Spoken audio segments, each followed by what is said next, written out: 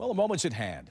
For the past few weeks, in a playoff of improbable dimensions with impossible choices, the best athletes in American history have been paired off. And rather than memories and opinions and subjective voices, we've relied on the objective analysis of John Brenkus and the Sports Science Pocket Protector Brigade. It's come down to this: the final between Jim Brown, commonly regarded as the best to ever run the football, against Bo Jackson, who was simply an all-star in two professional sports.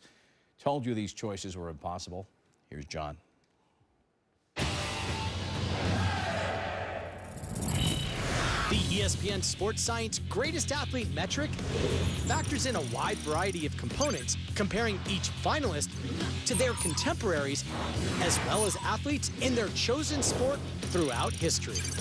Our championship matchup features two amazing athletes, both of whom possess incredible combinations of strength and speed, power and quickness. Multi-sport winner Bo Jackson versus football's Jim Brown. First, speed. Brown reportedly ran a 4.540 in pads. Our video analysis suggests on the field, he peaked at speeds more than 22 miles an hour. Bo posted the fastest 40 in NFL Combine history.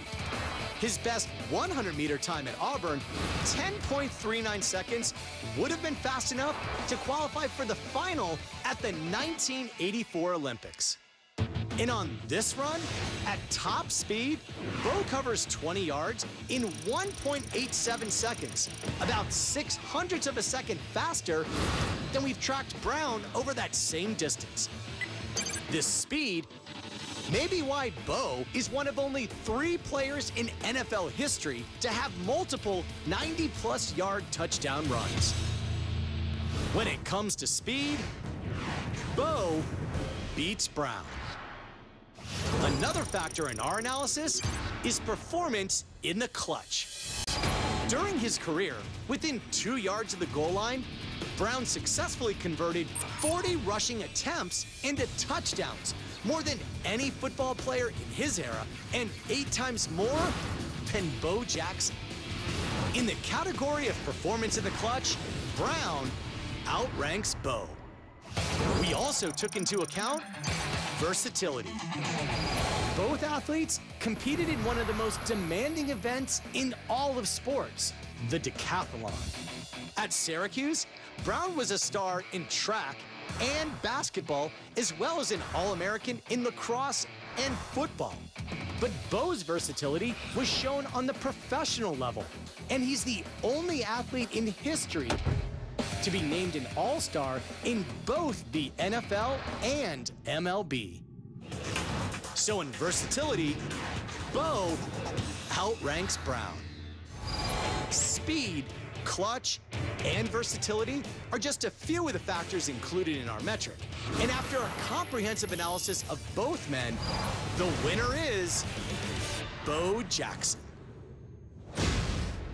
After factoring in a wide variety of components, Bo Jackson ranked top 5 in nearly 65% of all the categories in our metric, making him the greatest athlete of all time.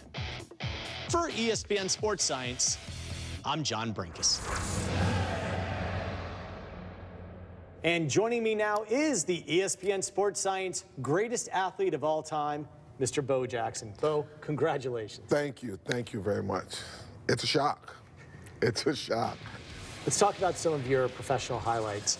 November 30th, 1987 was a huge game for you against Seattle. Talk to me about that hit on Brian Boswell. After all the smack talk earlier that week. All that smack talk, I called him flat-footed. So when you hit somebody and they're flat-footed, something has to give. And I knew that it wasn't going to be me. After I ran over him and stood up over him, I said, next time have bus fare. So running him over put the icing on the cake. November 27th, 1982. Your leap into the end zone against Alabama, and that was when Bo Jackson exploded on the scene. Give the ball up and over and in, I believe, touchdown, Auburn. One day in practice, I said, Coach, I was a 7-foot high jumper in college. Why don't I just go over the top? So we practiced that. And so that play, Coach Dye said, we get down inside the one, we're going to run Bo over the top. And I just did what I did in practice. That play ended a 10-year drought of beating Alabama. I think it was just our day that day. June 5th, 1989. You throw out Harold Reynolds at home plate from deep in the outfield. When I got to the ball, Harold was about to touch third base to go home. And I caught it and I threw a bullet. And Harold could not believe it. He slammed his helmet down and he said, it's just not fair. Even I was impressed.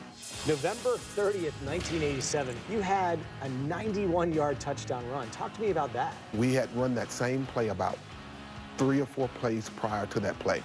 And the assistant offensive coordinator, Terry Robisky, said, Bo, he said, I promise you, if you string that play outside for one more step, you're going to spring it. We ran that play. And I remember what he said, stay outside. And once I got outside, I saw the sideline and I did what I've been doing all my life, is making sure that they don't catch me. And nobody catches Bo. Touchdown. July 11th, 1990, your catch up against the wall. I caught the ball, I was almost on the track, and I either had the choice of running into the wall and rolling my body on the wall, which hurts a lot of shoulders, or run up the wall, which in my case was a whole lot easier for me. I knew how to do that just from doing it as a child, running up the side of the house. And everybody thought that it was something grand, but it really wasn't. Everything that I did in my professional career stemmed from me doing it in my early teenage years. Bo, congratulations on being the ESPN Sports Science greatest athlete of all time, and thank you especially for just being Bo. Thank you very much. Thank you for having me. I appreciate it. Congrats, Vincent. All right, our online Sports Nation poll. These Final Four, their greatest impact, and we don't define impact. We leave that up to you. We've got Jordan, Jackie Robinson, Jim Brown, Bo Jackson. You can decide. Log on to ESPN.com and engage in the digital democracy.